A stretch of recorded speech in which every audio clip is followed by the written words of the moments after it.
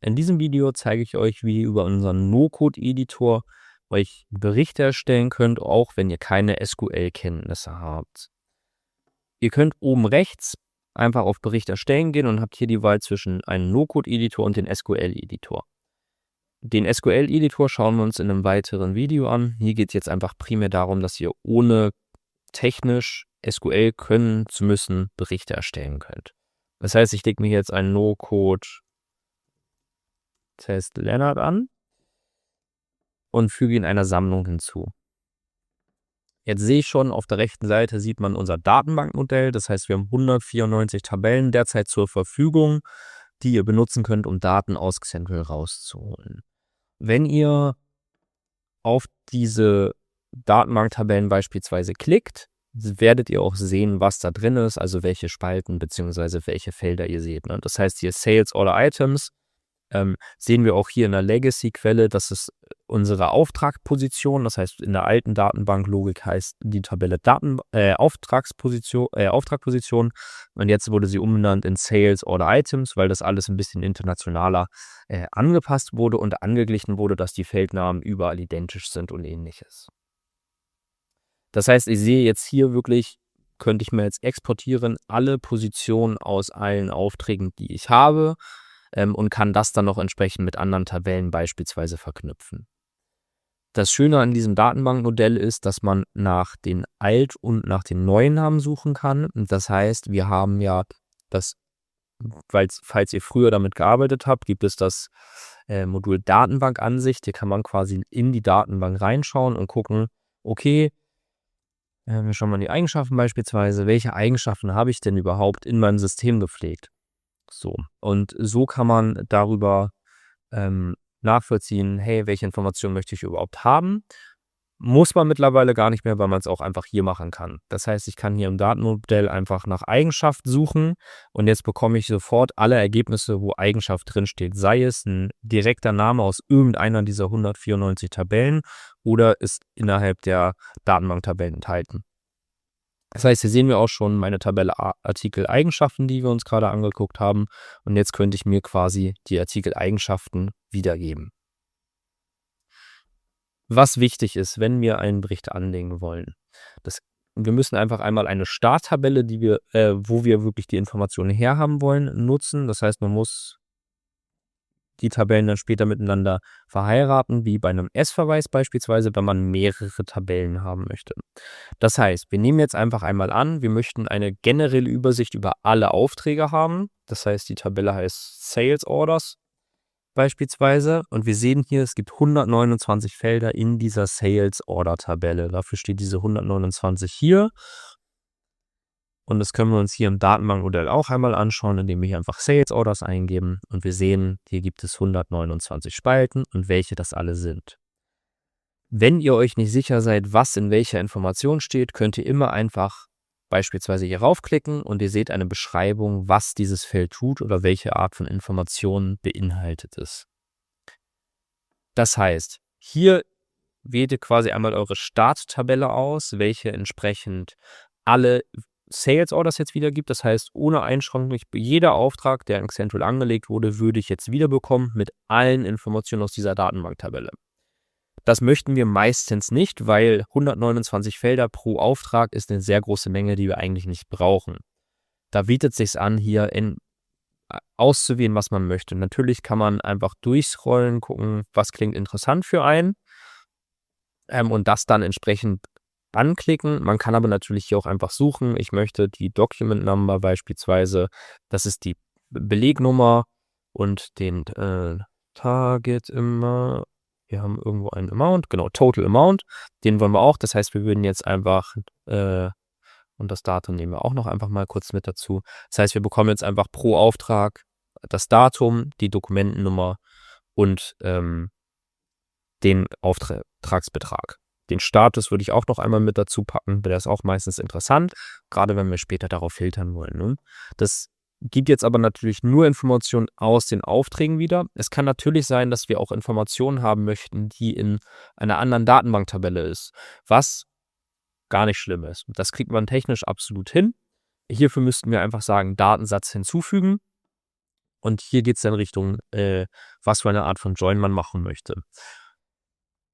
Das ist dann wieder ein bisschen technischer, weil es in SQL reingeht, sage ich mal, aber grundsätzlich kann man sich das ein bisschen vorstellen wie ein S-Verweis. Wir haben 2 verschiedene Tabellen und wir möchten diese Informationen aus den Tabellen zusammen verknüpfen anhand eines Filterkriteriums. Das heißt, wir nehmen jetzt mal einfach,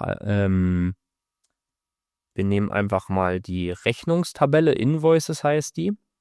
Das heißt, wir würden jetzt zu den Aufträgen uns auch noch die Rechnungen ziehen.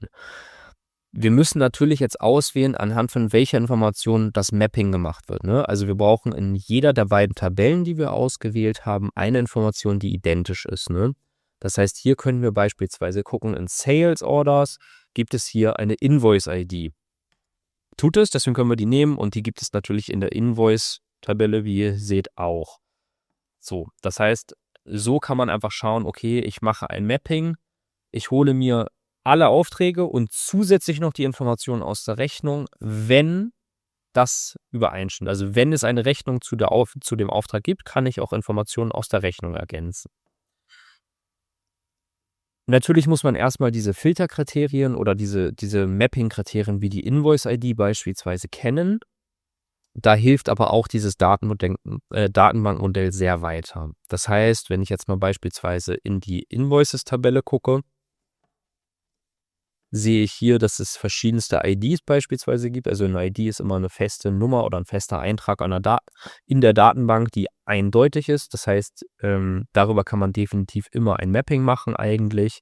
Und wenn wir jetzt mal nach der Invoice-ID nicht in der Tabelle direkt suchen, sondern in dem Datenbankmodell überhaupt, dann sehen wir jetzt, dass es mehrere Einträge oder 20 Ergebnisse gibt zu der Invoice-ID. Das heißt, überall in jeder Tabelle, wo die Invoice-ID drinsteht, könnte ich theoretisch ein Mapping machen. Das heißt, ich kann jetzt mir jede dieser Tabellen, die ihr hier seht, zu der Invoice dazu joinen. Und dasselbe ist es auch mit allen anderen Sachen, also wie mit der Sales Order ID beispielsweise, sehe ich auch, es gibt 20 Ergebnisse. Ich kann hier neben verschiedenste Sachen. Ich könnte mir die Angebote dazu joinen, ich könnte mir die Rechnungen dazu joinen, ich kann mir die Retouren dazu joinen, die Lieferscheine etc. pp. Das heißt, da seid ihr sehr flexibel. Ihr müsst einfach ein bisschen gucken im Datenbankmodell, welche Informationen kann ich benutzen, um verschiedene Tabellen zu verknüpfen und was ist überhaupt das Ziel meines Berichtes, ne? So bekommen wir jetzt einfach alle Aufträge und entsprechende Rechnungsinformationen dazu.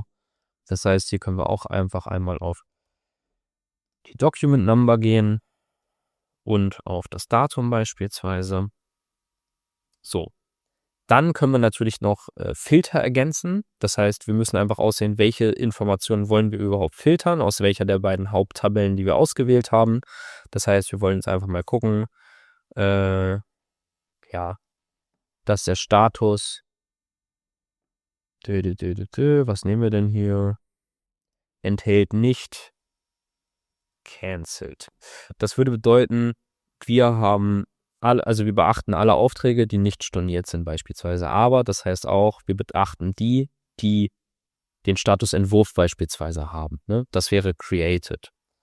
Wir führen das Ganze jetzt einfach einmal aus und bekommen dann entsprechend eine Liste wieder, wo alle Auftragsinformationen sind, also Datum, Auftragssumme, Auftragsnummer und der Status, zusätzlich dann noch, falls es das gibt, eine Rechnungsnummer und das Rechnungsdatum.